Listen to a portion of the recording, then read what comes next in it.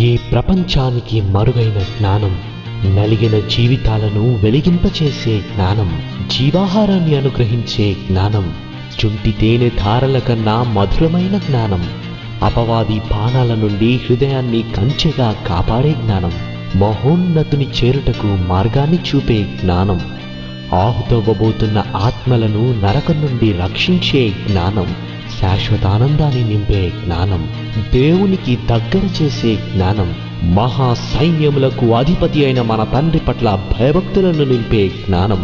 ఈ జ్ఞానాన్ని మీకు అందిస్తున్నవారు ట్రూ విజ్డమ్ మినిస్ట్రీస్.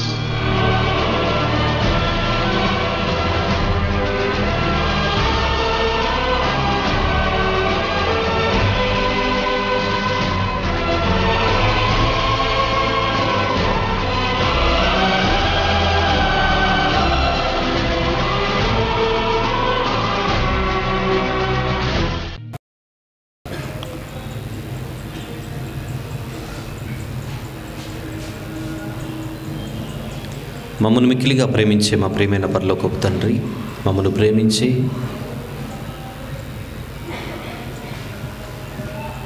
మా బ్రతుకులో మరొక దినాన్నిచ్చి ఈ బ్రతుకులో మీ గురించి తెలుసుకునేటువంటి ధన్యతను, భాగ్యమును మాకు అనుగ్రహించినందుకు కృతజ్ఞతలు స్వామి.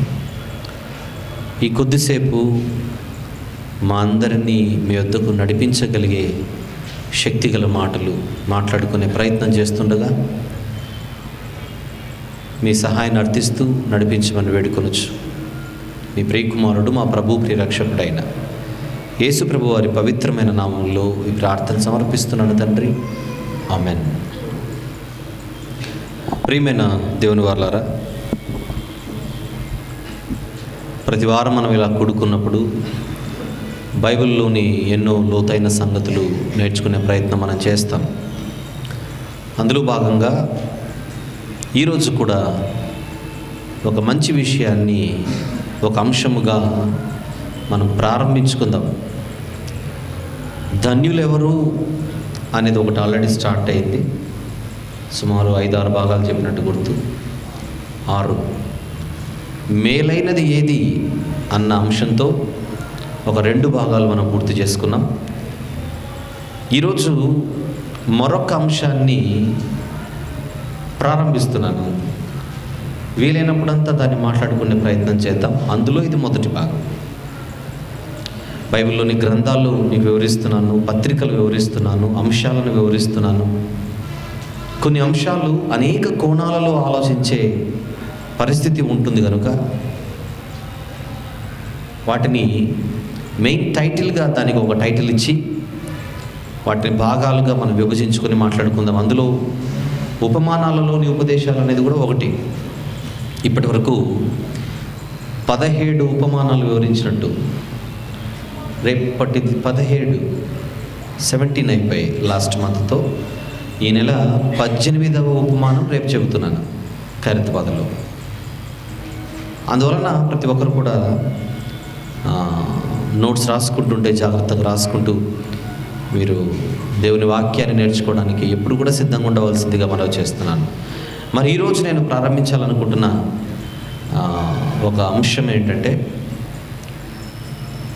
గొప్ప దేవునికి ఉన్న గొప్ప కోరిక ఏమిటి? ఏంటి? గొప్ప దేవునికి ఉన్న గొప్ప కోరిక ఏమిటి? బాగుందా? అంశం బాగుందా? విషయంగా బాగుంటుంది. మనం ఆలోచించాలి, దేవుని వాక్యాన్ని చాలా జాగ్రత్తగా ఆలోచించాలి. నిన్నటి వరకు చిలకలూరిపేటలో 3 రోజుల మహాసభలు జరిగాయి. రాజలోకానికి రహదారి ఏంటి? రాజలోకానికి రహదారి ఏది? 3 రోజుల్లో రహదారి చూపించి హైదరాబాద్ దారి పట్టుకొని వచ్చాను. వినాల్సిన మెసేజెస్ అని. అంతకుముందు రాజమండ్రిలో చాలా గొప్ప విషయాలు మాట్లాడడం జరిగింది.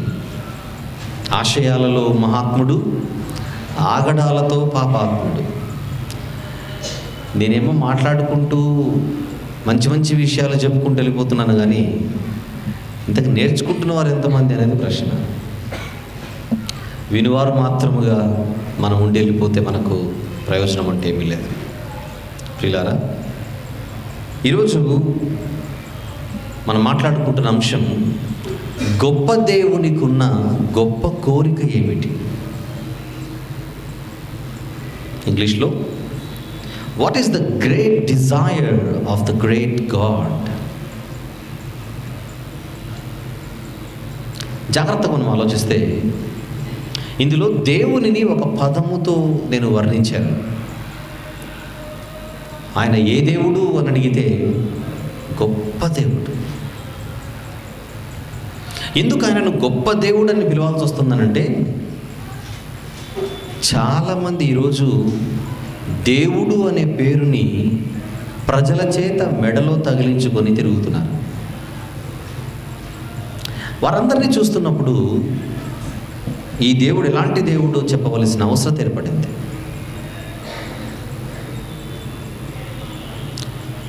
ఒక ఆవిడకి దేవుడు ఎవరో చెప్పనా, ఆవిడ దగ్గరికి వెళ్ళి దేవుడు ఎవరమ్మా అని అడిగితే పతియే ప్రత్యక్ష దైవం అంటుంది ఆవిడ. వారంలో 4 రోజులు తాగి ఇంటికి వస్తాడు. తాగుడుకు బానిసై తాగుడుకు అలవాటు పడిన ఒక భర్త, అతని భార్యకి ఇతను ఏమైపోయాడు? దేవుడైపోయాడు. ఒక త్రాగుబోతును కూడా దేవుడు చేస్తున్న సమాజం ఇది. ఒక త్రాగుబోతును కూడా దేవుణ్ణి చేస్తున్న సమాజం ఇది. తల్లిదండ్రులే ప్రత్యక్ష దైవాలు అంటున్న పిల్లలు ఉన్నారు. పతియే ప్రత్యక్ష దైవం అని ఆలోచిస్తే, నేను ఒకసారి చెప్పాను ఒక ఉదాహరణ మీకు. నేను సుమారు ఇది 2015 అయిపోవచ్చింది. సుమారు 16-17 సంవత్సరాల కిందట ఒక ప్రాంతంలో సేవ చేశాను కొన్ని నెలల పాటు. 16-17 సంవత్సరాల కిందట ఇంకొక సేవకుడితో కలిసి. ఆ ప్రాంతంలో ఒక రిటైర్డ్ ప్రొఫెసర్ ఉండేవాడు. మేము ఆ ప్రాంతానికి వెళ్ళేటప్పటికీ అతని వయసు 80 సుమారు. ఇతనికి తల్లి పిచ్చి చాలా భయంకరమైన పిచ్చి. అది ఏ స్థాయిలో పిచ్చి అంటే, మేము వెళ్ళిన ఆ ఏరియాలో మాకెప్పుడు, మేము ఆ సేవ చేస్తున్నంత కాలం మాకు ఎప్పుడు వినేవాళ్ళం, ఆ ప్రొఫెసర్ గారి ఇంటిలో చనిపోయిన ఆయన తల్లి శవం ఇంకా ఇప్పటికే ఉంది అని మాకు మేము ఎప్పుడు అందరూ చెబుతుంటే వినేవాళ్ళం. చనిపోయిన 80 సంవత్సరాల ప్రొఫెసర్ గారి తల్లి, అప్పటికి ఆవిడ చనిపోయి 15 సంవత్సరాలు అయింది. 15 years. 15 సంవత్సరాలు అయిపోయింది ఆయన తల్లి మరణించి, శవం మాత్రం ఇంకా ఇంట్లోనే ఉంది అంటే మేము నమ్మలేదు. కానీ అది చాలా బలంగా చెబుతున్నారు ప్రజలు. మేమేమో ఆ ప్రాంతంలో సేవ చేసే కాలం అయిపోయింది, వచ్చేయాలి. హైదరాబాద్కు వచ్చిన వాడు గోల్కొండ చూడాలనుకుంటాడు, చార్మినార్ చూడాలనుకుంటాడు. మేమేమో ఆయన ఇంటికి చూడాలనుకున్నాం. ఎందుకంటే ఇది నిజమా అని కనుక్కోవడానికి. సరే, ఏదేమైనా సరే ఇంక వెళ్ళాల్సిన టైం వచ్చింది. కానీ మాకు బాగా తెలుసు అతను ఎవరికి పర్మిషన్ ఇవ్వడు, లోపలికి ఎవరిని రానివ్వడు. మేమేమనుకున్నామంటే తిట్టాడు పెద్ద అయినా కదా, వెళ్ళి ఎలా ఉన్నా మాట్లాడి మెయింటైన్ చేద్దామని ఒక 4 కలిసి వెళ్ళాము. మేము ఒక స్కెచ్ చేసుకున్నాం. మాకు ఒక చిన్న ఇన్ఫర్మేషన్ ఏమొచ్చిందంటే, ఆయనకు ప్రతిరోజు వంట చేసి పెట్టడానికి ఒక స్త్రీ లోపల ఉంటుందని మాత్రం తెలుసు. ఆవిడను పట్టుకుంటే మనకేమన్నా హెల్ప్ వస్తుందేమో, ఇంతకు ఇది నిజమేనా అని ఆలోచించి మేము వెళ్ళి గేట్ దగ్గరికి వెళ్ళగానే ఆయన ఎంత భద్రత తీసుకున్నాడంటే, పెద్ద ఆయన ఎక్కడో లోపల ఒక చెట్టు ఉంటుంది, ఆ చెట్టుకు ఒక కుక్క కట్టేసి ఉంటుంది, పెద్ద చైన్ అది. ఎవరైనా గేట్ లోపలికి అడుగు పెడితే కరెక్ట్గా ఆ చైన్ ఎంతవరకు వస్తుందంటే గేట్ వరకు వస్తుంది. అంటే రేఖ గీసేసాడు, ఎవడు కూడా గేటు దాటకుండా. ఆ కుక్క రానివ్వదు అసలు లోపలికి. మేము వెళ్ళగానే మా కుక్క అరుపులు విని లోపల ఆవిడ బయటకు వచ్చింది. ఎవరండి ఏంటని అడిగితే, అమ్మ ఒక్క 2 నిమిషాలు మాట్లాడాల, నువ్వు రా బయటికి అంటే ఆవిడ వచ్చింది. ఇది పరిస్థితి. మేము నాన్ లోకల్స్, ఇక్కడ లోకల్స్ కాదు. మేము వచ్చి కొన్ని నెలల పాటు అయింది. ఇన్ని నెలలలో ఎప్పుడు మాకు ఈ వార్త మేము విన్నాము అయ్యగారి గురించి. ఇంతకు ఇది నిజమా? ఇట్లా అనుకుంటున్నారు బయట ప్రజలు, ఆయన తల్లిగారి శవం ఇంకా లోపలే ఉందట, నిజమా అంటే ఆయన తల్లి ఉండే శవం రూమ్ అదే చూపించింది ఆయన. మాకు ఇంకా క్యూరియాసిటీ పెరిగిపోయింది. ఇప్పుడు అన్నాం చూడొచ్చా అన్నాం, ఆయన ఒప్పుకోడు అనింది. నువ్వు ఒప్పుకుంటావా అన్నాను. నువ్వు ఒప్పుకుంటే పని జరుగుతుంది. ఇప్పుడు ఏదో ఒకటి చేసి మళ్ళీ ఊరికి రాము మేము, ఒక్కసారి దాన్ని చూపించే ప్రయత్నం చేయంటే ఆవిడ కొంచెంసేపు ఆలోచించి, కొంచెం మేము యథార్థంగానే ఉన్నాం, మీడియా వాళ్ళు కాదనుకుందేమో, కామ్లేండి మీడియా వాళ్ళు కాదు. ఆవిడ హెల్ప్ చేసి ఒక పని చేయండి, మీరు మొత్తం 4 ఉన్నారు కదా, 4 వాళ్ళ అమ్మని చూడ్డానికి వచ్చినట్టు చెప్పకండి, ఆయన తంతాడు పట్టుకొని ఆయనను చూడ్డానికే వచ్చామని చెప్పి ఆయనతో మాటలు పెట్టుకోండి. అలా ఒక అరగంట మాటలైన తర్వాత ఒక 2 బయటికి రండి, నేను తీసుకుని వెళ్ళి ఫస్ట్ 2 చూపిస్తాను, మళ్ళీ 2 వచ్చి జాయిన్ అవ్వండి, ఇంకొక 2 రండి అని ఆవిడ కొంచెం ప్లాన్ ఇచ్చింది. ఇదేదో బాగానే ఉంది అని పెద్ద అయినా కదా కూర్చున్నాడు. ఎవరు ఒకటి కేకలు వేసాడు, ఫస్ట్ వెళ్ళగానే కేకలు వేసేసాడు. ఎందుకు వచ్చారు, ఎందుకు మీరు ఎవరు, అది ఇది అన్నట్టు. లేదంటే మీరు పెద్ద ప్రొఫెసర్ విన్నాము, మీరు చాలా గొప్పవాళ్ళు, అసలు వెళ్ళే ముందుగా మీ గురించి 4 విషయాలు తెలుసుకొని వెళ్దామని ఉంది, వెళ్ళిపోతున్నాం, చిన్న ప్రాజెక్ట్ కొరకు వచ్చాము, అది ఇది అంటే. సరే రైట్, ఇప్పుడు ఏం కావాలి మీకు, మీ గురించి మాకు చరిత్ర కావాలి అంటే, ఇంకా తన గురించి పుస్తకాలన్నీ చూపించి, అప్పట్లో అతని గురించి రాయబడిన గొప్ప గొప్ప బయోగ్రఫీస్ అన్ని చూపించి, మంచి ప్రొఫైల్ కలిగినటువంటి పెద్ద ప్రొఫెసర్ అతను, కెమిస్ట్రీ. ఒక అరగంట కాదు 45 నిమిషాలు ఏకదాటిగా అతని గురించి చరిత్రంతా పుస్తకాలు తీసేసేసాడు, చదవండి మొత్తం నా గురించి. కానీ మాకు మైండ్ ఒకటి ఉంది కదా, అక్కడ మనసంతా అక్కడ ఉంది, శవం ఎక్కడ ఉండనో మా హృదయం అక్కడే ఉన్నది. ఈ లోపల ఆవిడ వచ్చింది అని ఒక 2 వెళ్ళిపోగానే కిటికీలో, ఇలాంటి కిటికీలో నుంచి చూపించగానే ఒక గదిని సపరేట్గా తల్లి కోసం ఏర్పాటు చేసి, ఆ గదికి సెంటర్లో ఆవిడికి ఒక భద్రతతో కూడినటువంటి ఒక సమాధి లాగా ఉంటుంది, కానీ సమాధి కాదు అది. దాని లోపల బాడీ పెట్టి ఆ శవం కుళ్ళిపోకుండా, మరి దానికి ప్రతి నెల ఏదో ఒక కెమికల్ ఇంజెక్షన్ వేస్తారంట అతను. ఆ శవం కుళ్ళిపోకుండా అలాగనే దాన్ని పెట్టి మెయింటైన్ చేస్తున్నాడు. 15 సంవత్సరాల కిందటికి, అప్పటికి అంటే ఇప్పటికి 30 అనుకోండి, 31 సంవత్సరాలు దాటి. ఆవిడ చనిపోయిన తర్వాత తల్లిని ఇంట్లోనే పెట్టుకుంటే భార్య అడిగిందట ఆ రోజు, ఇంక పాతి పెట్టావంటే పాతి ఎత్తలేదు, ఏం లేదు, మా అమ్మ నా దగ్గరే ఉండాలని ఇతను. చివరికి ఆవిడ నేను కావాలా మీ అమ్మ కావాలంటే, చనిపోయినా పర్లేదు మా అమ్మనే కావాలనేసరికి ఆవిడ వెళ్ళిపోయింది. అందరినీ వదులుకొని కేవలము చనిపోయినా సరే నా తల్లి నా దగ్గరే ఉండాలని ఆ తల్లిని అంతగా ఆరాధిస్తున్నాడు అతను. మేము చూసి ఆశ్చర్యపోయాం, నివ్వెరపోయాం. కథ అనుకున్నాం అంతకాలం, కళ్ళతో చూసిన తర్వాత నమ్మకుంటేలా.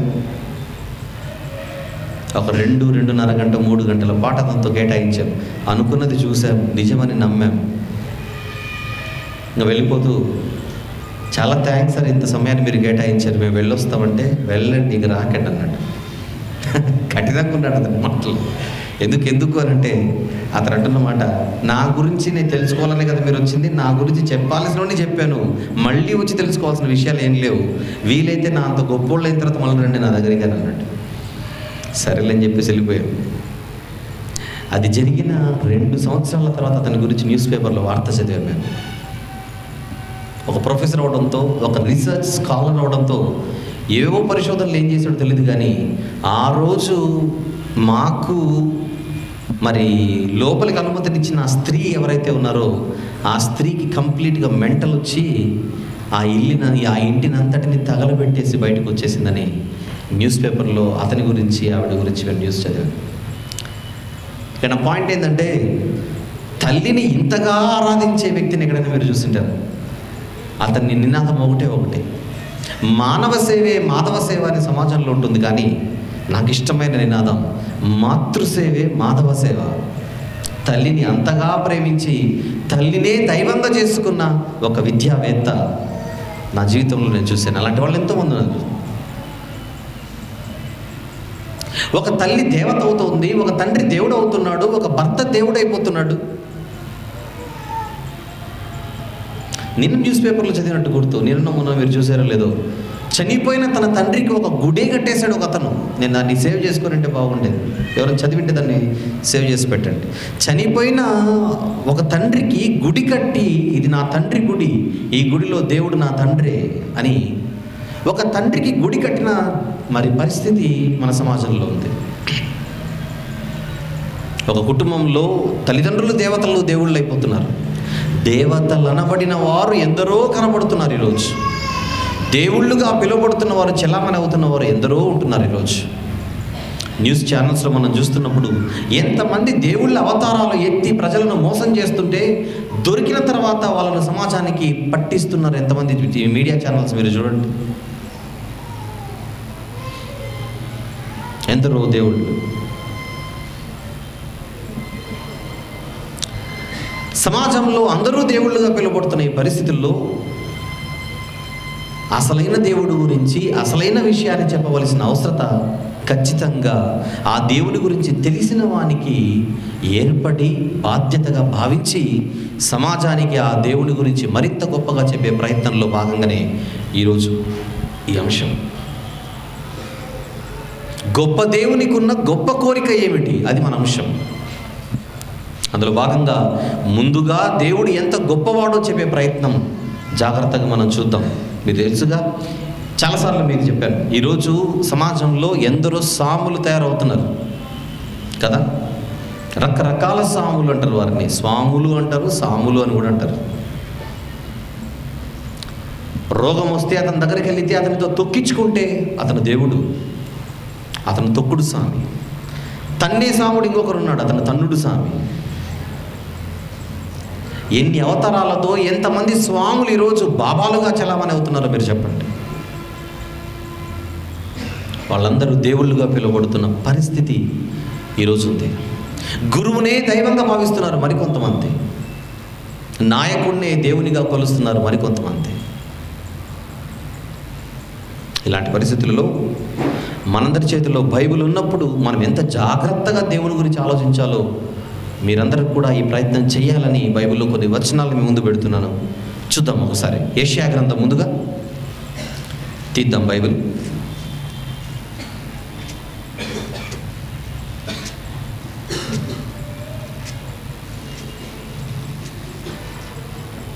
యెషయా గ్రంథములో ఒక మంచి మాట జాగ్రత్తగా చూద్దాం. 40వ అధ్యాయం 40వ అధ్యాయం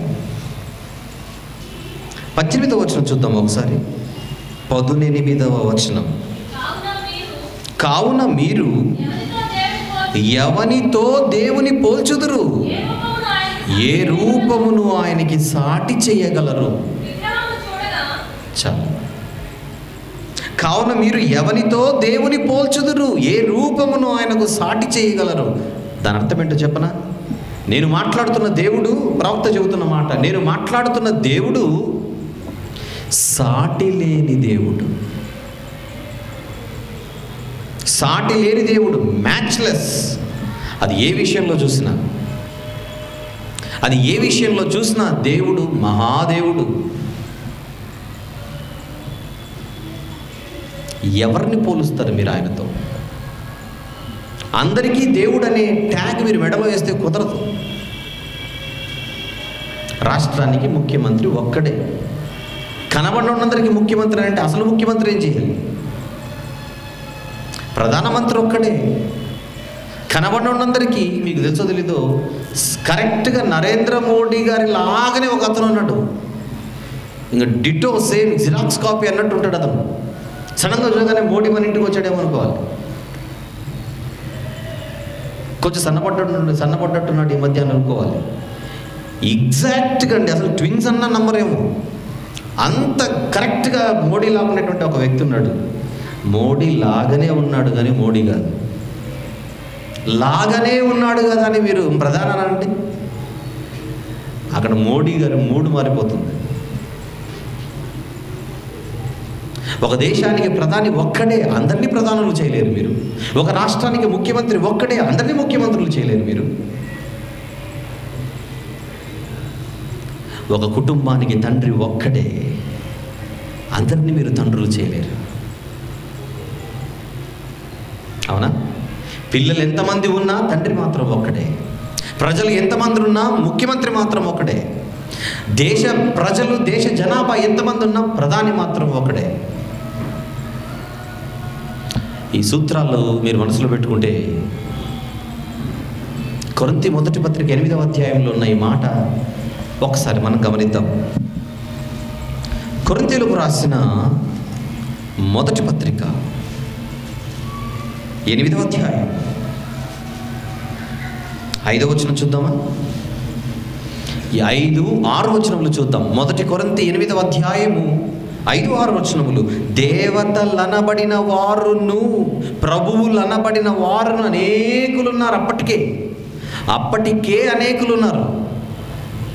ఆకాశమందైనను భూమి మీదనైనను దేవతలనబడినవి ఉన్నను. తర్వాత మనకు ఒక్కడే దేవుడున్నాడు, ఆయన తండ్రి. దేవుడు తండ్రి, తండ్రే దేవుడు. ఎంత అసహ్యం ఉంటుంది ఎక్కువ మందిని మనం తండ్రులు అని పిలిస్తే. బ్రతుకంతా ఒకరిని మీరు నాన్న అనాలి, బ్రతుకంతా ఒకరిని మీరు డాడీ అని పిలవాలి. బయోలాజికల్ డాడీ గురించి మాట్లాడుతున్నాను. శరీర సంబంధమైన తండ్రి ఒక్కడే. ఎక్కువ మందిని మనం తండ్రులు అనకూడదు. అసలు దేవునికి మనకుండే రిలేషన్షిప్ మనకు అర్థం కాకనే అందరినీ దేవుళ్ళు చేస్తున్నాం మనం. ఒక భర్త భార్యను చూసి నువ్వు నా చెల్లివి అంటే భార్య ఒప్పుకుంటుందా? ఏం చేయాలో అది చేస్తుంది, ఎంత కడగాలో అంత కడుగుతుంది. అవునా? భార్య ఉండగా మరొక స్త్రీని చూసి భర్త మరోలా చూస్తే భార్య ఒప్పుకోదు. ఒక సంబంధం చెడిపోతే, ఒక సంబంధం అక్రమంగా మనం వర్ణిస్తే ఎవరు ఒప్పుకోరు.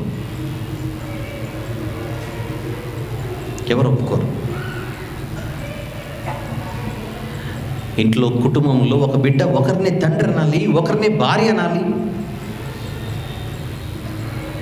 ఒకరిని తల్లి అనాలి. వీళ్ళందరూ ఒకరే. తల్లి ఒకరే, తండ్రి ఒకరే, భార్య ఒకరే, భర్త ఒకరే. సంబంధాలు. మరి దేవుణ్ణి ఎందుకు అందరినీ దేవుళ్ళు చేస్తున్నారనంటే, దేవునికి మనిషికి ఉన్న సంబంధం మనిషికి అర్థం కాక, దేవుణ్ణి దేవుడిగా మాత్రమే చూస్తే నీకు అందరూ దేవుళ్ళగానే కనపడతారు. కానీ ఈ రోజు నుంచి దేవుడిని నువ్వు తండ్రిగా చూస్తే నీకు ఒక్కడిగానే కనపడతాడు. అవునా కదా?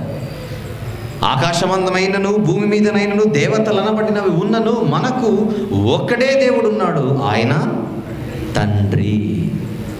తండ్రి అనే దేవుడు ఒక్కడే. తండ్రి అనే దేవుడు ఒక్కడే, అందరూ తండ్రులు కాదు.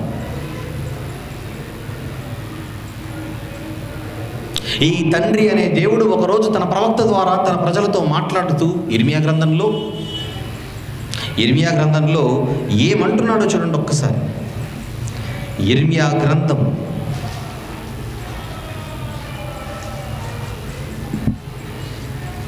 9వ అధ్యాయం 23-24 వచనములు జాగ్రత్తగా చూద్దాం. 23-24 వచనములు. యెహోవా ఈలాగు సెలవించుచున్నాడు, జ్ఞాని తన జ్ఞానమును బట్టి, శూరుడు తన శౌర్యమును బట్టి అతిశయించకూడదు, ఐశ్వర్యవంతుడు తన ఐశ్వర్యమును బట్టి అతిశయించకూడదు. అతిశయించువాడు దేనిని బట్టి అతిశయింపవలెననగా, భూమి మీద కృప చూపుచు నీతి న్యాయములు జరిగించుచునున్న యెహోవాను నేనేనని గ్రహించి నన్ను పరిశీలనగా తెలుసుకొనుటను బట్టియే అతిశయించవలెను. అట్టి వాటిలో నేను ఆనందించువాడనని యెహోవా సెలవిచ్చుచున్నాడు. ఎవరైనా నన్ను దేవునిగా కొలవాలన్నా, దేవునిగా స్వీకరించాలన్నా అతడు ముందు చేయవలసింది నేనేంటో పరిశీలనగా తెలుసుకోవాలి. గుడ్డిగా ఎవరో చెప్పారు కదా అని నమ్మడం కాదు. చరిత్రలో ఎవరైనా నేనేంటో నువ్వు పరిశీలించి నన్ను దేవునిగా స్వీకరించన్న మాట చెప్పగలిగారు? చెప్పండి, ఆయన తప్ప. అంటే తన గొప్పతనం గురించి తనకి ఎంత నమ్మకమో ఒకసారి చూడండి. తనది ఎంత గొప్పతనం అయితే, తన స్థాయి ఎంత గొప్ప స్థాయి అయితే, నా గురించి ఏంటో నువ్వు తెలుసుకున్న తర్వాతనే నన్ను నువ్వు స్వీకరించు. తెలుసుకోకుండా నువ్వు నమ్మితే నన్ను ఈజీగా తీసుకుంటావు. తెలుసుకొని నమ్మితే నా సన్నిధిలో నువ్వు ఎలా ఉండాలో అలా ఉండగలుగుతావు కదా. ఆ మాట ఎప్పుడు అనగలరు చెప్పనా? మచ్చలేనివాడు మాత్రమే ఆ మాట అనగలడు. కూరగాయలకు వెళ్ళినప్పుడు ఎప్పుడైనా తీసుకోవాలనుకుంటే, లేదా పండ్లు ఏదైనా కొనాలనుకుంటే, ఫ్రూట్స్ ఏదైనా కొనాలనుకుంటే కొంతమంది అడగగానే ఏదో వేసేస్తారు. కానీ కొంతమంది ఏం చేస్తారు చెప్పండి? తిన్న తర్వాతనే తీసుకోండి సార్, నచ్చితేనే తీసుకోండి సార్, టేస్ట్ ఉంటేనే, తీయ ఉంటేనే అరటి పండ్లు తీసుకోండి సార్, లేకపోతే మీ డబ్బులు వద్దు, ఫ్రీగా తీసుకొని వెళ్ళిపోండి అని అంటారు. ఆ మాట ఎప్పుడు అనగలడు? తను అమ్ముతున్న పండ్లపై తనకు నమ్మకం ఉన్నప్పుడే, తను అమ్ముతున్న పండ్లపై తనకు నమ్మకం ఉన్నప్పుడే తన పండ్ల గురించి అంత గొప్పగా చెబుతాడు. తొందరపడి అందరినీ దేవుళ్ళు అని మనము ఓటేసే పరిస్థితి ఉన్న ఈ సమాజంలో నన్ను మీరు దేవుడిగా చూడాలనుకుంటే ముందుగా నేనేంటో తెలుసుకోండి, నన్ను పరిశీలనగా తెలుసుకోండి అంటున్నాడు దేవుడు. తన గురించి తను వర్ణించుకుంటూ చెబుతున్న మరొక మాట చూద్దాం. మలాకీ గ్రంథం 1వ అధ్యాయం. మలాకీ గ్రంథము 1వ అధ్యాయం 14వ వచనం. నేను ఘనమైన అంటే ఏంటో చెప్పండి? గొప్పతనం. నేను ఘనమైన మహారాజును. ఆ దేవుడు తండ్రి, ఆ తండ్రి దేవుడు, ఆ తండ్రి అనే దేవుడే ఘనమైన మహారాజు. చాలాసార్లు చెప్పాను ఈ వచనాన్ని. ఎంతకాలమైన మహారాజు? కీర్తనల గ్రంథంలో నిరంతరము మహారాజు అని చదువుకున్నాం కదా, 10వ కీర్తన 16వ వచనంలో. నిరంతరము మహారాజుగా ఉండే ఒక రాజును చూపించండి, ఆయన తప్ప. నిన్న నేడు ఏకరీతిగా ఉన్న ఘనమైన మహారాజు ఈ గొప్ప దేవుడు. దేవుడు మామూలు దేవుడు కాదు, ఆయన మహాదేవుడు, మహా గొప్ప దేవుడు.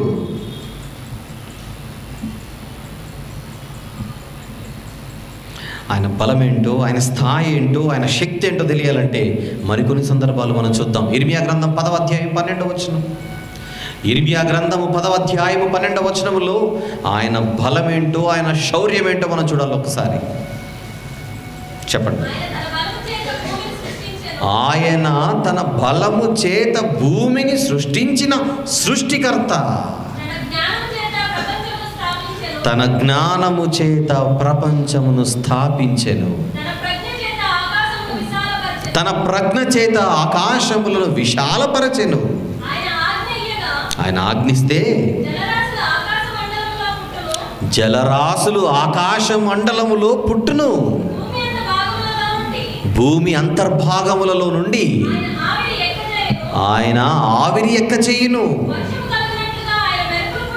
వర్షము కలుగునట్లుగా మెరుపులు పుట్టించును. ఆయన తన ధనాగారములలో నుండి గాలి రావించును. ఎన్ని ఉన్నాయి చూడండి అక్కడ. ఇప్పుడు దేవుడు ఏమిగా కనపడుతున్నాడు మీకు? సృష్టికర్తగా. దేవుడు తండ్రిగా కనపడుతున్నాడు, తండ్రి దేవుడిగా కనపడుతున్నాడు, దేవుడనే తండ్రి మహారాజుగా కనపడుతున్నాడు, ఘనమైన మహారాజుగా కనపడుతున్నాడు. ఘనమైన మహారాజు అనే తండ్రి అయిన దేవుడు ఈ సర్వ సృష్టిని సృష్టించిన సృష్టికర్త. గొప్పతనం ఒకసారి చూడమని చెబుతున్నా నేను. గొప్పతనం.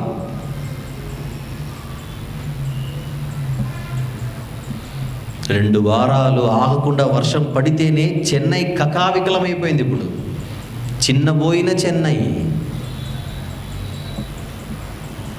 చెన్నైలో ఎవరైనా నిలబడి ఒక 4-5 రోజుల కిందట, ఒక వారం రోజుల కిందట పలానా చోటుకి వెళ్ళాలంటే, ఏ బస్సు ఎక్కాలంటే 90 రోజులు. అక్కడికి వెళ్ళాలంటే ఎక్కవలసింది బస్సు కాదు, బోటు. ఈ రూట్లో వెళ్ళేది బోటు మాత్రమే, బస్సు కాదు. రోడ్ల మీద బస్సులు వెళ్ళే రోజులు పోయి రోడ్ల మీద బోట్లు వెళుతున్నాయి చెన్నైలో. చెన్నై మహానగరం మునిగిపోయింది వారం రోజుల వర్షాలకి. కొన్ని నీళ్లు పట్టణంలోనికి వస్తేనే మనిషి బతకలేడే.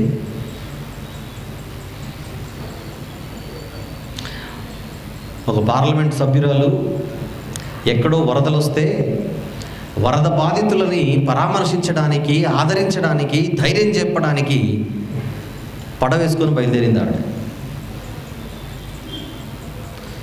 కరెక్ట్గా ఆవిడ పడవెక్కిన తర్వాత వరద పెరిగింది. అప్పుడు ఆవిడ ఫేస్ చూడాలి. నన్నెవరు కాపాడతారని కేకలేస్తుంది ఆవిడ. కాపాడడానికి, ఆదరించడానికి, ధైర్యం చెప్పడానికి ప్రజాప్రతినిధిగా, ఎంపీగా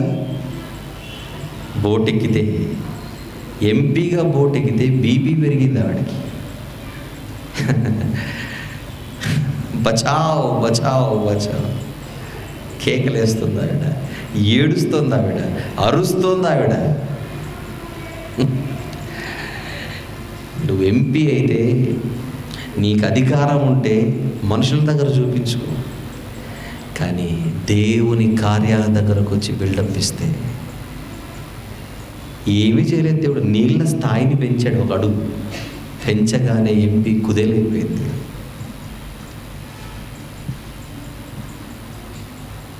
మొన్న హుద్హుద్ తుఫాన్ వచ్చింది కదా, అప్పుడు జరిగిన ఒక సంఘటన చెప్పాలి మీకు. తీర ప్రాంతంలో ఉన్న వారిని ఖాళీ చేయించడానికి పెద్ద పెద్ద వాహనాలు వేసుకొని కలెక్టర్ గారు, పోలీసులందరూ వెళ్ళి బీచ్ దగ్గరికి వెళ్ళారు. ఎందుకంటే ఏ క్షణమైన సముద్రం ముందుకు రావచ్చు, మిమ్మల్ని కాపాడడానికి మేము వచ్చామన్నారు. అంతవరకు సముద్రం బాగానే ఉంది. వీళ్ళు వెళ్ళిన తర్వాత ముందుకు వచ్చింది అది. వీళ్ళు కరెక్ట్గా వెళ్ళారు, సముద్రం ముందుకు వచ్చింది. అప్పుడు వాళ్ళ పరుగులు చూడాలి, కలెక్టర్ గారి పరుగు చూడాలి, పోలీసుల పరుగులు చూడాలి.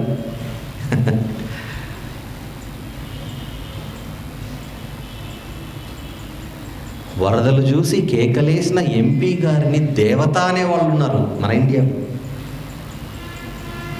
అధికారులను చూసి సలాము చేసే ప్రజలు కానీ, నాయకులను చూసి దండలేసి దండం పెట్టే అభిమానులు కానీ ఎవరైతే ఉన్నారో, మనుషులనే దేవుళ్ళుగా చేసుకొని, మనుషులనే అన్నదాతలు అనుకుంటూ, మనుషుల మీద అభిమానం పెంచుకొని దేవుని కంటే ఎక్కువ స్థానం వ్యక్తులకు ఇస్తుంటే, అప్పుడప్పుడు దేవుడు తన సృష్టికి పని చెప్పక తప్పదు. అవునా? పని చెప్పక తప్పదు. ఆయన స్థాయి చూడండి ఒక్కసారి. మరొక వచనం చూద్దాం. యెషయా గ్రంథం 40, the book of Isaiah chapter 40, 12వ వచనం చూద్దాం. యెషయా గ్రంథం 40వ అధ్యాయము 12వ వచనం చూద్దాం ఒకసారి. తన పుడిసిటిలో జలములను కొలిచిన వాడెవడు? జలాలను కొలిచాడట ఆయన, జలాలను కొలిచాడట. ఆయన గొప్పతనం మీరు చూడమంటున్నా. నేను ఇన్ని ఎందుకు చూపిస్తున్నాను తెలుసా మీకు? మీరు నమ్ముకున్న దేవుడు ఎంత గొప్పవాడో మీకు తెలియాలి. మనకెందుకు తెలియాలి? మాకు తెలుసు కదా మీరు అనుకోకండి.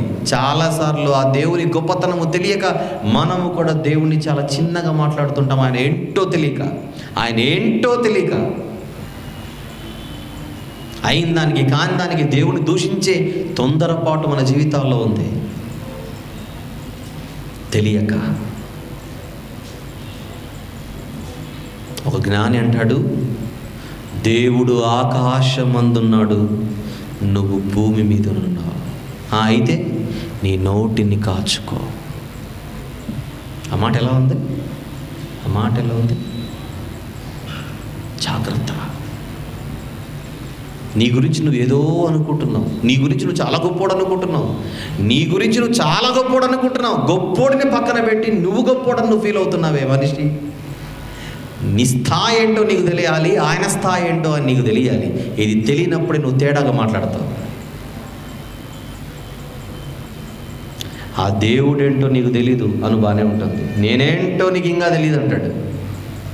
డైలాగ్ రాంగ్ డైలాగ్ కదా ఇది, కరెక్ట్ డైలాగ్ కాదు.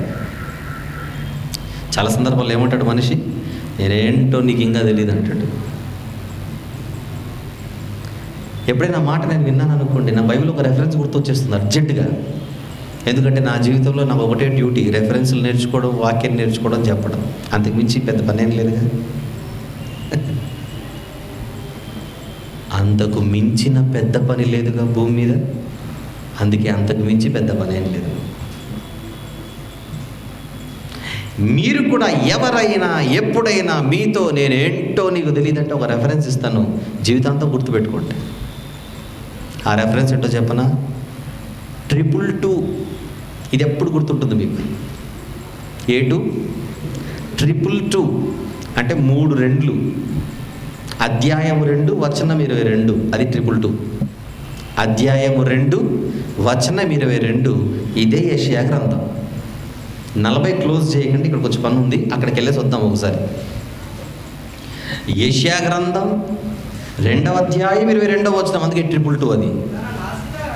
మనిషి ఏంటో చెబుతున్నాడు అక్కడ. తన నాసికారంధ్రములో జ్ఞానము కలిగిన నరు, ఏమన్నా ప్రాణము, ఏదో తేడాగా చదివేశావు మళ్ళీ. తన నాసికారంధ్రములో ప్రాణము కలిగిన నరుని లక్ష్య పెట్టకు అన్నది చూడండి. తన నాసికారంధ్రములో ప్రాణము కలిగిన మనిషిని లెక్క చేయు అంటే అర్థమైందా? మనిషి అంటే ఏం లేదు. మనిషిని చెప్పాలంటే ముక్కు మూస్తే చాలు, చచ్చిపోతాడు అని. అది అక్కడ పాయింట్. నాసికారంధ్రం అంటే ముక్కేగా, నోస్. మనిషి ప్రాణం ఎక్కడుందట? నోస్.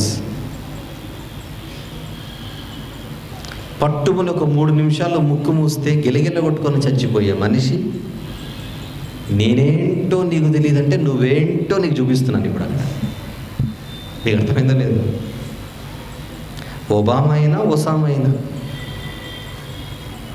లేదా ఏ మామైనా అంతేనా? ఒబామా అయినా, ఒసామా అయినా, ఏ మామైనా ప్రాణం ఎక్కడ ఉంటుంది? నాసికారంధ్రం. అంటే ఓవర్గా టూ మచ్గా మాట్లాడతాడు అనమాట తన గురించి. అందుకే నేను జీవితంలో మనిషి ఎంత గొప్పోడో అని ఎప్పుడు ఊహించుకోను. దేవుడు ఎంత గొప్పోడో తెలుసుకునే ప్రయత్నం చేస్తూనే ఉంటాను. ఆ కోణంలో బైబిల్ చదువుతుంటే నాకు కనపడుతున్న వచనాలు చూడండి అక్కడ ఎలా ఉన్నాయి. 2 రోజులు వర్షము కుండపోతుగా కురిస్తే హైదరాబాద్లో సరిగ్గా తిరగలేము మనం, అవునా? 2 వీలర్ మీద ఎంత మునగాడు వెళ్తున్నా వర్షం పడగానే బ్రిడ్జ్ కిందకి వస్తాడు, అవునా కదా? ఎంత బైక్ రేస్ అయినా, ఎంత బైక్ రేసర్ అయినా ఆ స్పీడ్ తట్టుకోలేడు, ఆ స్పీడ్ తట్టుకోలేడు. సూపర్ బైక్ రేసర్స్ ఉన్నారు. అబ్బో 100 దాటి కొడతారు బండి, 2 వీలర్. 100, 120, 130 కొడుతుంటే అసలు గాల్లో ఉంటుంది బండి. నడిపేవాడిని ఏమనుకోవాలి మనం? హీరో అనుకోవాలి. గాడిపై ఈ మునగాడి బాడీ ఉంటే ఒక్కసారి దేవుడు అక్కడ ఓపెన్ చేసాడు అనుకోండి, ఆ స్పీడ్తో వర్షం పడింది అనుకోండి, ఈ స్పీడ్ స్టార్ ఏం చేస్తాడో చెప్పనా? అర్జెంటుగా ఏదైనా చెట్టు ఉందా, పుట్టు ఉందా, వెనకలెళ్ళి దాక్కుందాం అంటాడు. వర్షాన్ని తట్టుకోలేడు. ప్రకృతిలో ఏ చిన్న మార్పు వచ్చినా మనిషి తట్టుకోలేడు.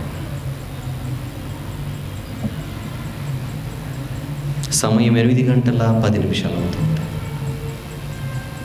ఇంకొక 3 గంటల తర్వాత మనందరి అవతారాలు ఎలా ఉంటాయి చెప్పిన? స్వెటర్లు. ఎందుకు?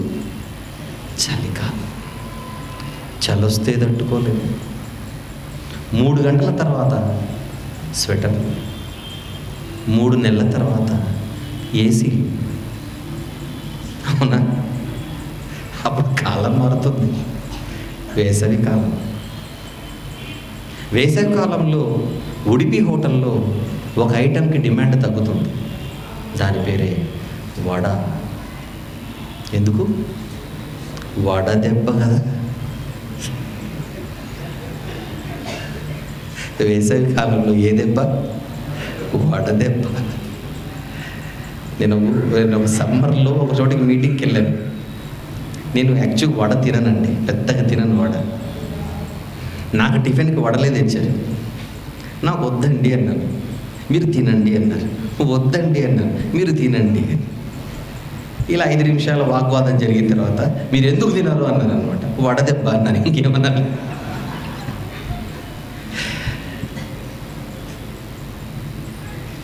కాలం ఏదైనా మనిషి తట్టుకోలేడు. చలికి తట్టుకోలేడు, వానకు తట్టుకోలేడు, ఎండకు తట్టుకోలేడు. ఎండకు, వానకు, చలికి తట్టుకోలేని మనిషి నేనేంటో నీకు తెలియదు అన్నకు, నువ్వేంటో క్లియర్గా అర్థమైపోతుంది ఈ మాటలు వింటే. తెలియవలసింది నువ్వేంటో కాదు, తెలియవలసింది చెప్పండి ఆయనేంటో చూడండి. యెషయా గ్రంథం 40వ అధ్యాయము 12వ వచనం. తన పొడిసిటిలో జలములు కొలిచినవాడు ఆ సృష్టికర్త, జేనెతో ఆకాశముల కొల చూచినవాడు ఆ సృష్టికర్త, భూమిలోని మన్ను కొలపాత్రలో తూచినవాడు ఆ సృష్టికర్త, త్రాసుతో హిమాలయ పర్వతాలను తూచినవాడు ఆ సృష్టికర్త. హిమాలయాన్ని లేదులేండి, పర్వతాలను ఉన్నాయి. ఏ పర్వతమైనా ఆయన త్రాసులో ఉన్న తర్వాత ఇక్కడికి వచ్చినవే. తూనిక చేత కొండలను తూచినవాడు ఆ సృష్టికర్త.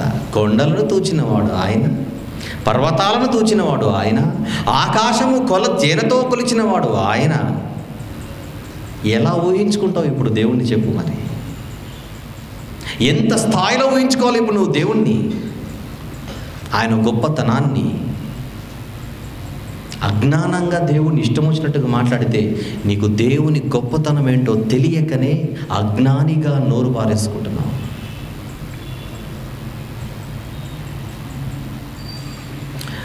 ఈ అజ్ఞానంతో మనం బతుకుతూ ఉంటే మీకు ఒక జ్ఞానిని చూపించాలి. బైబిల్లో చూపిస్తాను. అంతకంటే ముందు మరికొన్ని సంగతులు మాట్లాడదాం. ఈరోజు మనిషి తన గొప్పతనానికి ఎన్నో అవార్డులు పొందుతున్నాడు. అవార్డులు ఎప్పుడు ఇస్తారు? గొప్పోడు అన్నప్పుడే.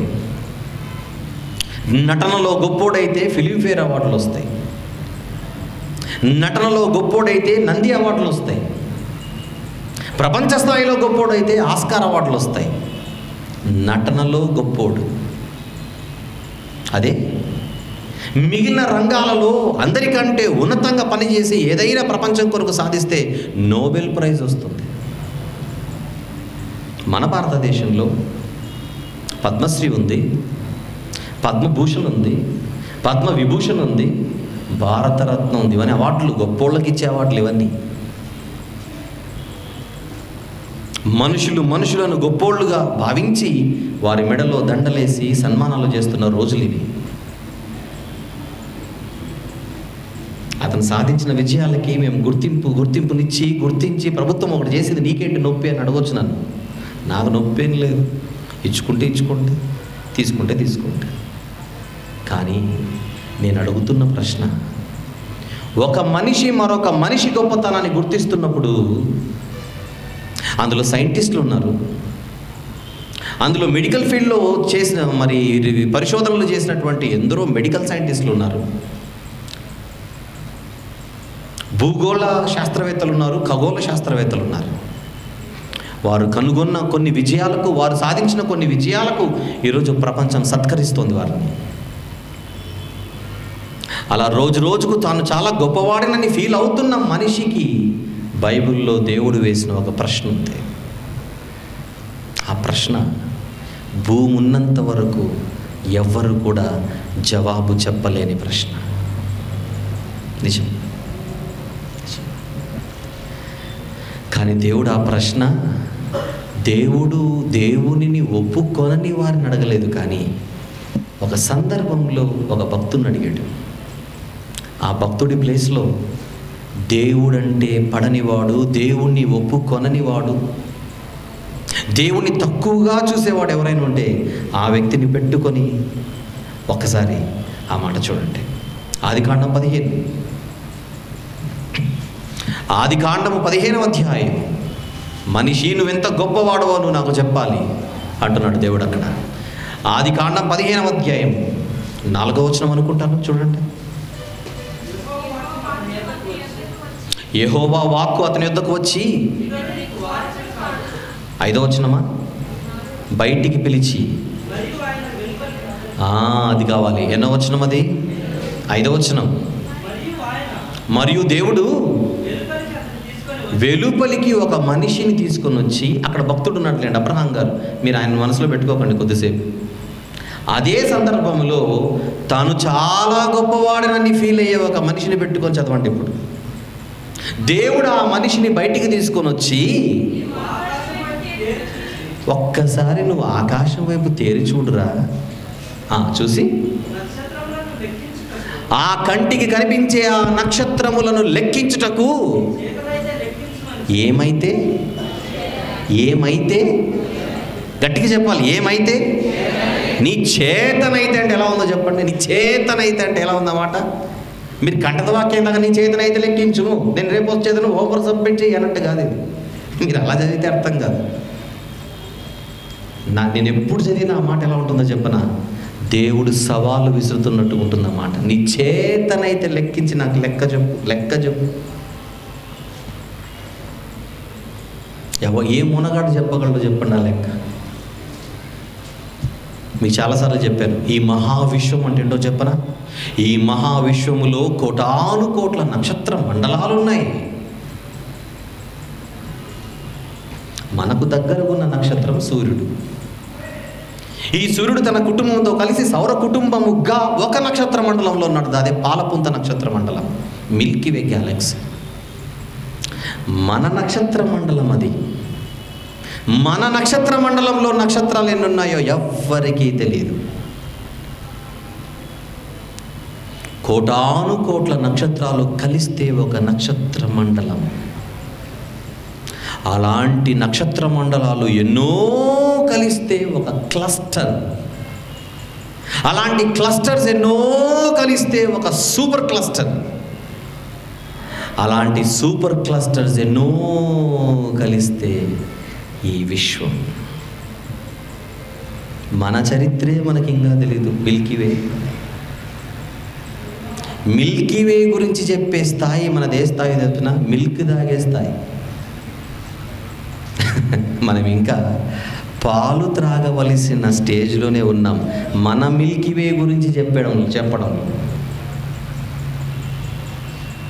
ఈ నక్షత్ర మండలం గురించి ఎప్పుడు మనం తెలుసుకోవాలి, దాన్ని దాటి మరొక నక్షత్ర మండలం గురించి ఎప్పుడు తెలుసుకోవాలి, అది చెప్పాను.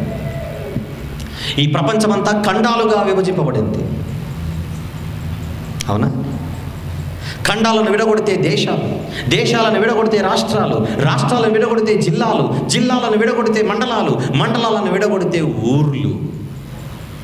కొన్ని ఊర్ల కలయిక ఒక మండలం, కొన్ని మండలాల కలయిక ఒక జిల్లా, కొన్ని జిల్లాల కలయిక ఒక రాష్ట్రం, కొన్ని రాష్ట్రాల కలయిక ఒక దేశం, కొన్ని దేశాల కలయిక ఒక ఖండం, కొన్ని ఖండాల కలయిక ఈ భూప్రపంచం.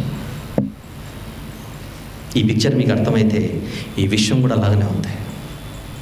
ఎన్నో సూపర్ క్లస్టర్స్, వాటిని విడగొడితే ఎన్నో క్లస్టర్స్, వాటిని విడగొడితే ఎన్నో గ్యాలక్సీస్, నక్షత్ర మండలాలు. ఒక్కొక్క నక్షత్ర మండలంలో కోటాను కోట్ల నక్షత్రాలు. మనిషి 24 గంటలు నువ్వు గొప్పోడని ఫీల్ అవుతావు కదా, నీ చేతనైతే నాకు నంబర్ చెప్పు, లెక్క చెప్పు.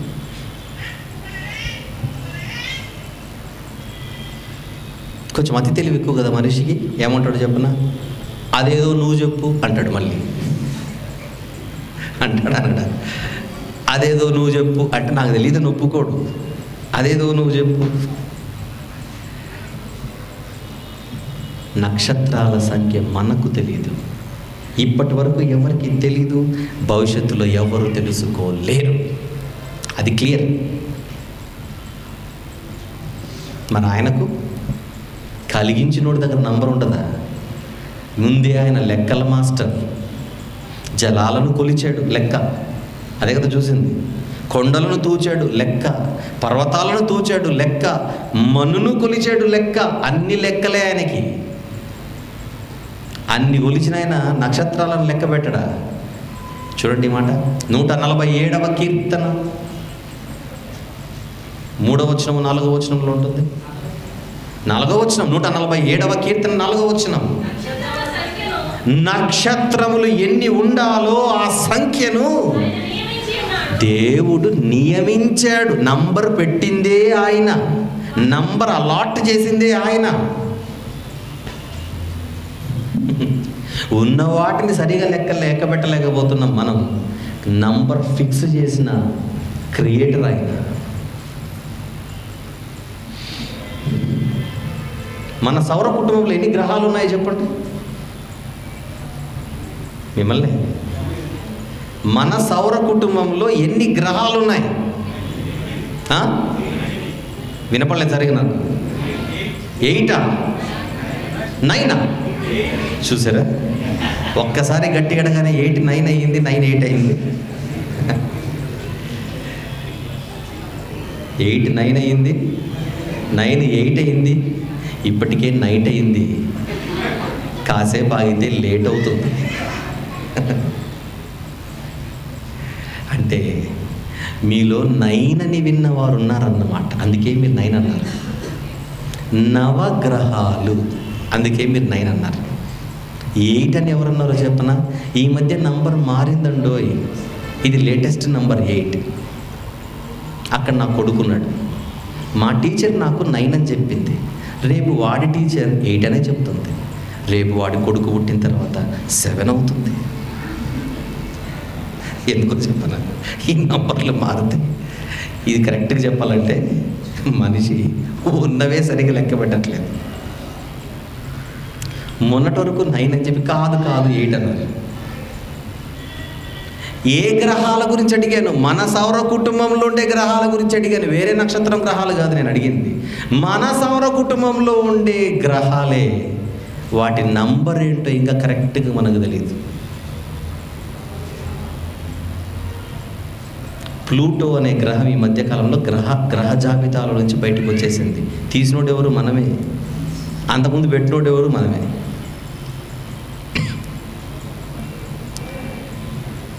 గ్రహాల సంఖ్యను కరెక్ట్గా చెప్పలేని మనిషి నక్షత్రాల సంఖ్య ఎప్పుడు చెప్పాలి?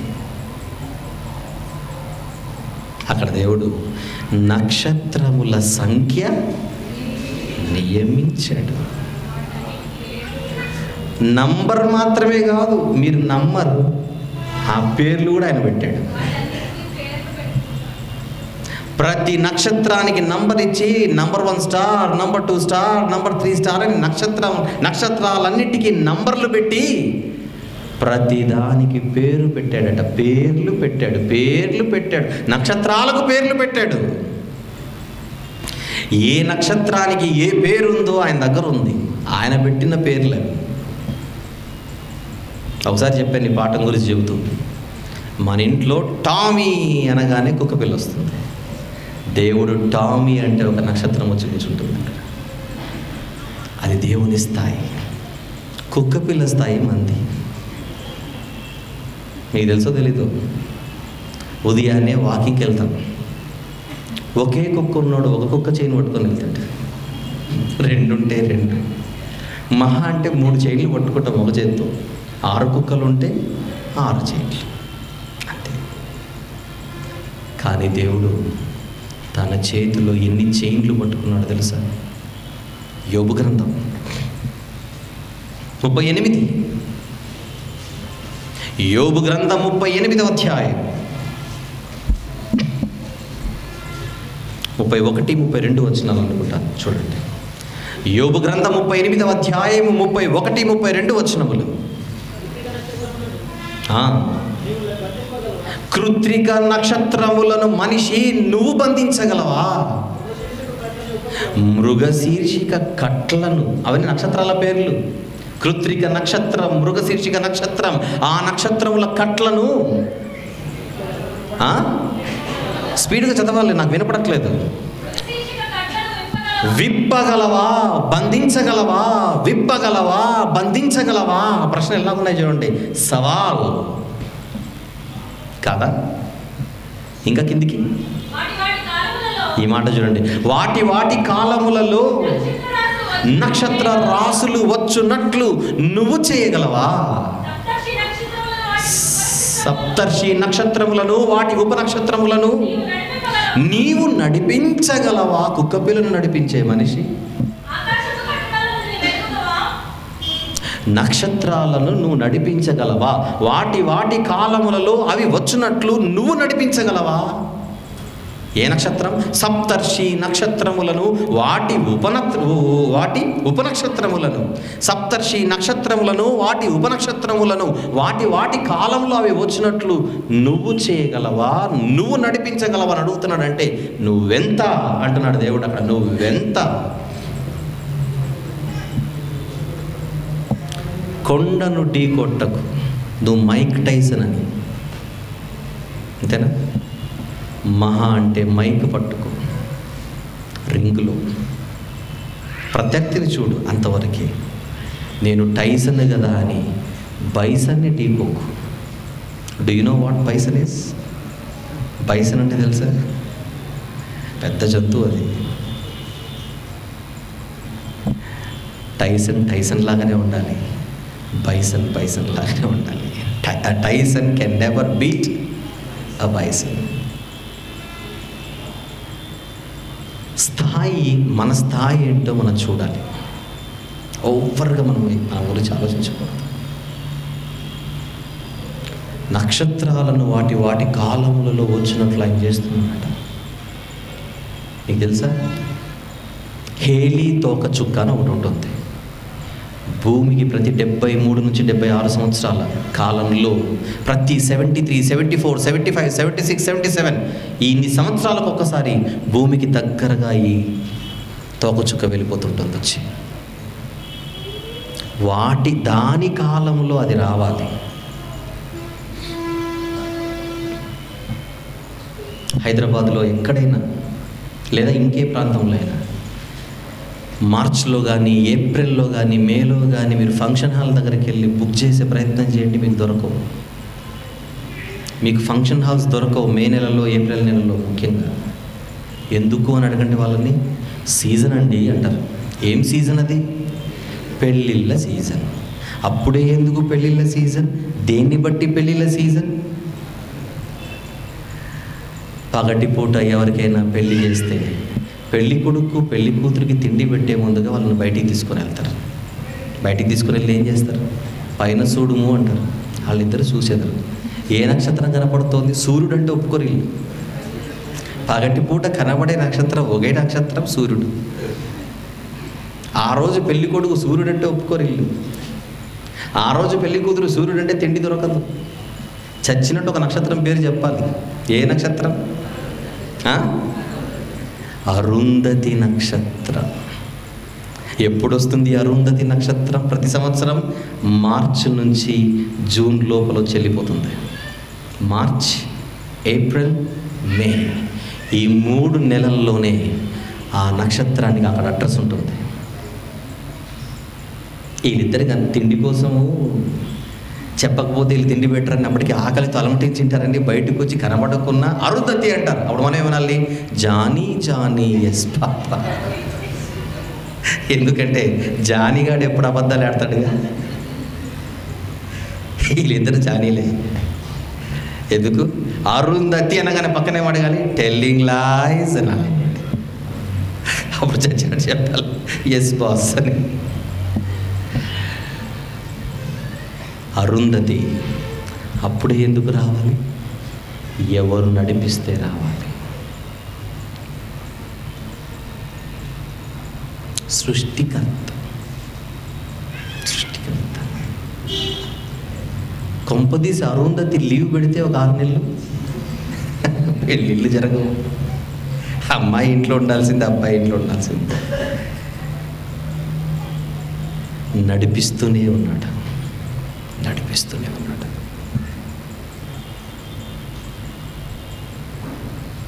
రేపు కలుద్దామంటే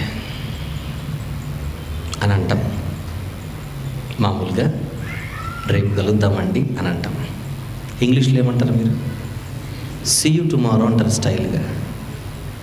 మనం అన్నందుకే టుమారో వస్తుందా? ఏమన్నా జరుగుతుందా వెనకాల? చెప్పండి. అక్కడికి ఏదో ఈయన సీ యూ టుమారో అన్నాడు, రాకపోతే కుదరదు, ఈయన ఫీల్ అవుతాడని టుమారో ఏం రాదు. రేపు కలుద్దామని మనం అన్నందుకు రేపు రాదు. రేపు అనే దినం రావాలంటే ఒకరు ఉదయించాలి. ఆయనే సూర్యుడు.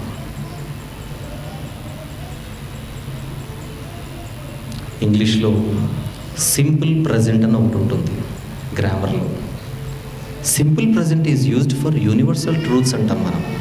ఇంగ్లీష్ టీచర్లు ఉంటే తెలుసు మీకు. యూనివర్సల్ ట్రూత్ అంటే నిత్య సత్యం. చదువుకున్న వాళ్ళు ఉన్నారు ఇక్కడ. యూనివర్సల్ ట్రూత్ ఒకటి చెప్పండి అనగానే మీరు ఫస్ట్ చెప్పే సెంటెన్స్ ఏంటో చెప్పండి. సన్ను కొడతాడు ఇంకొకసారి. 24 గంటలు ఇదే చెప్తారు మీరు చెబుతారని అడిగాను. The sun rises in the east. అవునా? సూర్యుడు తూర్పున ఉదయించును. ఏ నెలలో అనకూడదు, ఇక ఏ నెలలో అనకూడదు. ఏ నెలైనా ఎప్పుడైనా సూర్యుడు తూర్పునే ఉదయిస్తాడు. బైబిల్లో ఒక వచనం మీకు కనిపించనంత వరకు ఆ సెంటెన్స్ కరెక్ట్ అనే అంటారు. ఏ సెంటెన్స్? సూర్యుడు తూర్పున ఉదయించును. మీరు చిన్నప్పటి నుంచి విన్నారా లేదా ఈ సెంటెన్స్? చెప్పండి. మీకు తెలుసా లేదా చెప్పండి. కరెక్టా కాదా చెప్పండి. సూర్యుడు తూర్పున ఉదయించును కరెక్టా కాదా? కరెక్ట్ అనే వాళ్ళు ఎంతమంది చేయొద్దండి. సూర్యుడు తూర్పున ఉదయించిన చేయొద్దండి. ఎత్తితే ఏమన్నా నష్టమేమో ఏమవుతుందేమో. ఎత్తిన చేతులు తప్ప నిరూపిస్తాను. ఇప్పుడు చూడండి, ఒక్క నిమిషం టైం ఇవ్వండి నాకు. మత్తయి సువార్త 5వ అధ్యాయం. ఎవరన్నారు సూర్యుడు తూర్పున ఉదయిస్తాడని? అన్ని అబద్ధాలే. అక్కడ చూడండి ఏముందో, షాక్ అయిపోతారు, అవాక్ అయిపోతారు. టైడ్ కాదు ఇది. మత్తయి సువార్త 5:45. ఆయన ఎవరాయన?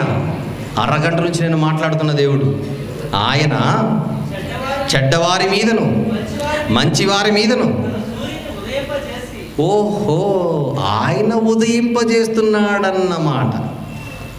సూర్యుడే ఉదయించట్లేదన్నమాట, దేవుడు ఉదయింపజేస్తున్నాడన్నమాట. అర్థమైందో లేదో మీకు? నా పాయింట్ అర్థమైందో లేదో మీకు? నేను అడిగిన సెంటెన్స్ ఏంటి? సూర్యుడు తూర్పున ఉదయించును కరెక్టా అంటే కరెక్ట్ అని చేస్తారు. అది తప్పు అంటున్నాను ఇప్పుడు. ఎందుకంటే సూర్యుడు తూర్పున ఉదయించడు. సూర్యునిని తూర్పున దేవుడు ఉదయింపజేస్తాడు. ఇది కరెక్ట్. మీరు చెప్పింది కరెక్టా, నేను చెప్పింది కరెక్టా చెప్పండి. నేనే కరెక్ట్. ఎందుకంటే the sun never rises in the east by itself. God makes the sun rise in the east. ఇది కరెక్ట్ ఎగ్జాంపుల్. దేవుడు సూర్యునిని తూర్పున ఉదయింపచేయను. అక్కడ దేవుడే లేకపోతే సూర్యునికి ఉనికి లేదు. నడిపిస్తున్నాడు కనుకనే నడుస్తున్నాడు సూర్యుడు. సూర్యునికి ఉన్న పేరేంటో చెప్పనా? ఆకాశ వస్తువు. ఏమనుకుంటున్నారు సూర్యుడు అంటే? ఆకాశ వస్తువు. మీ ఇంట్లో కూడా ఒక వస్తువు ఉందిగా, పల్సర్. మీ ఇంట్లో కూడా వస్తువు ఉందిగా, యూనికార్న్. మీ ఇంట్లో కూడా ఒక వస్తువు ఉంది కదా, యాక్టివా. వాటంతట అవే నడుస్తాయి. ఎవరైనా నడిపిస్తారా? మీరు నడిపిస్తే అవి నడుస్తాయి. మీ ఇంట్లోని వాహనాలు మీరు నడిపిస్తే నడిచినప్పుడు అక్కడున్న ఆకాశ వస్తువు ఒకరు నడిపిస్తేనే నడవాలి. యోబు గ్రంథంలో అదే చెప్పాడు కదా, నక్షత్రములను నువ్వు నడిపించగలవా? సూర్యునిని ఉదయింపచేయగలవా? సూర్యునిని ఉదయింపజేస్తున్నవాడు ఆ సృష్టికర్త. ఏం మాట్లాడాలి? ఆయన గురించి ఎంత మాట్లాడాలి? ఆయన గొప్పతనం గురించి వర్ణించుకుంటూ పోతే ఈ రాత్రి సరిపోతే మనకు. బంగారు దేవాలయాన్ని కట్టాడు ఒక జ్ఞాని. ప్రభువా, పరలోకం నుంచి నీ అడ్రస్ మార్చుకొని నా దగ్గరకు వచ్చి నేను బంగారంతో కట్టాను అనలేదు ఆయన. ఏమన్నాడు? అయ్యా, నా తండ్రిని బట్టి నీ మందిరాన్ని కట్టడానికి నువ్వు ఒప్పుకున్నావు అని నాకు తెలుసు. ఎందుకంటే ఆకాశము నా సింహాసనము, భూమి నా పాదపీఠము. నా కొరకు మీరు ఏమిలాంటి మందిరాన్ని కట్టుదరని మీరే అడిగారు. నాకొకటైతే తెలుసు, మహాకాశములు పట్టజాలని దేవుడు మీరు. నేను కట్టిన ఈ చిన్ని మందిరంలో మీరుంటారని నేను అనుకుంటే నేను పెద్ద అజ్ఞానిని. అందువలన మీరు ఉండరని తెలిసిన మీ చల్లని చూపును మాత్రం ఈ మందిరంపై ఉంచండి, అది చాలు. ఎక్కడుంటుంది మాట? 1 రాజులు 8వ అధ్యాయం చూడాలన్నమాట. మహాకాశములు పట్టజాలని దేవుడు మొదటి రాజులు 8వ అధ్యాయము 26, 36. చూడండి, కనబడలేదు. రాజుల మొదటి గ్రంథం 8వ అధ్యాయం 27వ వచనం. నిశ్చయముగా దేవుడు ఈ లోకమందు నివాసము చేయడు, ఆకాశ మహాకాశములు సహితము నిన్ను పట్టజాలవు, నేను కట్టించిన ఈ మందిరము ఎలాగు పట్టును అంటున్నాడు జ్ఞాని. ఈ జ్ఞానికి దేవుడు ఏ స్థాయిలో అర్థమయ్యాడు చెప్పండి.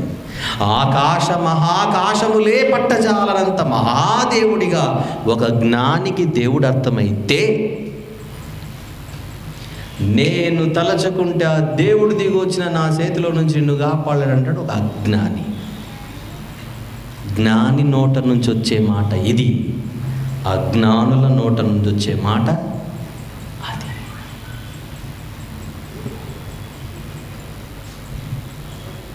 నువ్వు తలుచుకుంటే దేవుడు దిగి రావాలి.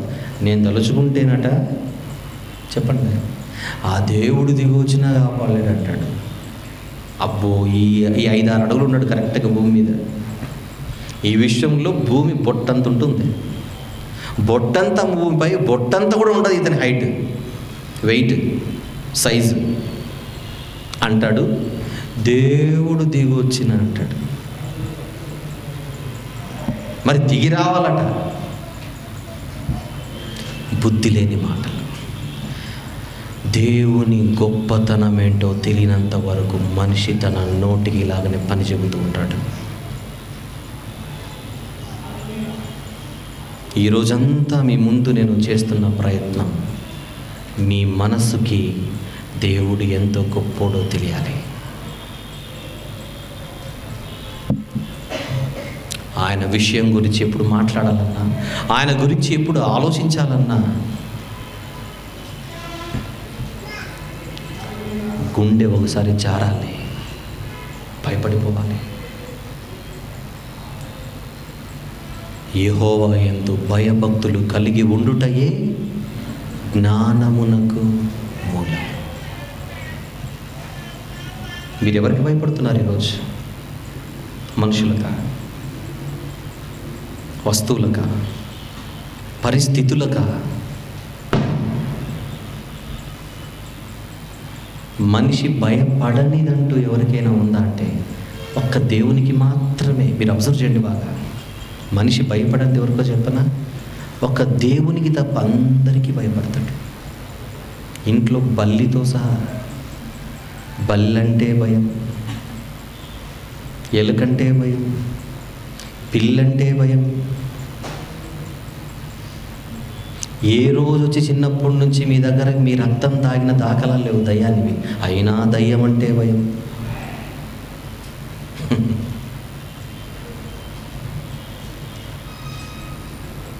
అందరికీ భయపడుతున్నాడు మనిషి. ఒక కానిస్టేబుల్కి భయపడతాడు, ఒక పోలీస్ ఆఫీసర్కి భయపడతాడు. భయపడొద్దనట్లేదు, గౌరవించొద్దనట్లేదు. అందరికీ భయపడే మనిషి భయపడవలసిన వానికి భయపడకుండా ధీమాగా ఉండడానికి ఒకే ఒక కారణం, ఆ దేవుని బలం ఎంతో, ఆ దేవుని గొప్పతనం ఏంటో సరిగ్గా తెలియకపోవడం. ఇవన్నీ వింటున్న మీరు ఈరోజు ఇక్కడ నుంచి వెళ్ళే ముందుగా ఒకటి డిసైడ్ అయిపోయి వెళ్ళండి. నేను నమ్ముకున్న దేవుడు, నేను పూజించే దేవుడు మామూలు దేవుడు కాదు, మహాదేవుడు, ఘనమైన దేవుడు, పరిశుద్ధుడు, పరిపూర్ణుడు. ఒక్క మాటలో నన్ను చెప్పమంటే సుగుణాల సంపన్నుడు మన దేవుడు. ఇంతకు మించి నాకు భాష లేదు, ఇంతకు మించి నాకు పదజాలం దొరకట్లేదు. చెప్పండి, దేవుడెవరు? సుగుణాల సంపన్నుడు. చేతులు కట్టుకొని భయభక్తులతో ఆయన సన్నిధిలో వణకాలి. అది ఆయన గొప్పతనం. ఈ రోజుకి ఇది చాలు. గొప్ప దేవునికున్న గొప్ప కోరిక ఏమిటి అన్న టైటిల్లో, ఆ అంశంలో ఇది మొదటి భాగం. వచ్చే వారం వీలైతే రెండో భాగం మాట్లాడుకుందాం. All right, thank you very much.